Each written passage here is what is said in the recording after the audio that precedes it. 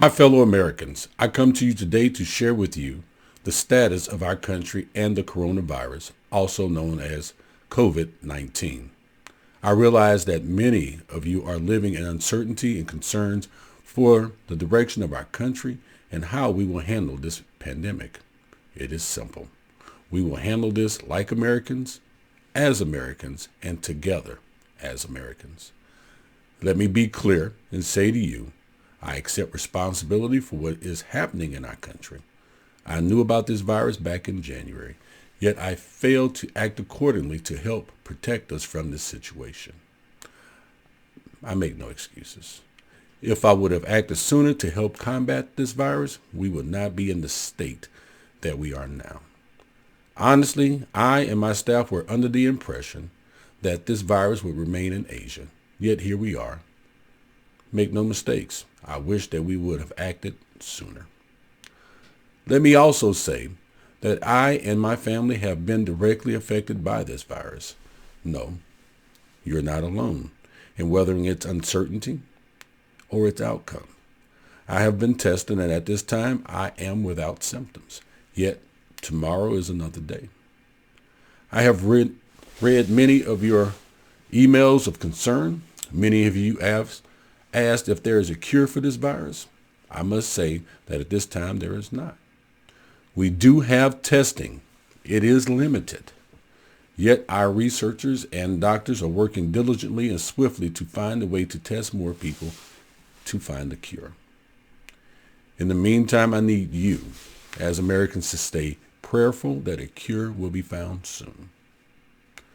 The Center for Disease Control has issued many guidelines to help us avoid becoming infected. I recommend each of you do your best to be vigilant in protecting your family and friends and your loved ones, particularly yourself, to contain the spread of this virus. Please prepare yourselves and your families for what is clearly the unknown. Make sure that you have food, water, and needed medicines and other emergency provisions in the event that we issue a national quarantine.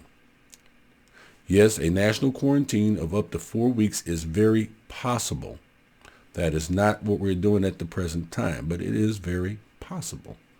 At this time, we are doing everything that we can to avoid such drastic measures, as we will only utilize this option as our final call to action. We must be forthcoming and precise if we are to continue forward in getting through this time of crisis together. Many schools have sent their children home, their students home, to help combat this situation and reduce the spread of the COVID-19. Parents, we understand that this is a hardship for many. This will require many parents to miss work in order to care for young children.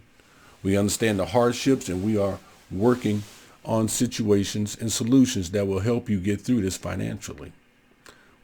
We further understand that many of you do not have jobs that will allow you personal time off or sick days. We also are working on a way to help you with this financially as well.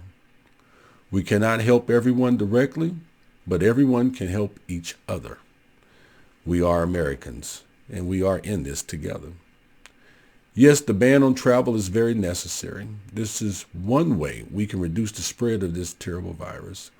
Although ultimately it does serve to be a great inconvenience, it is necessary to help us get through this.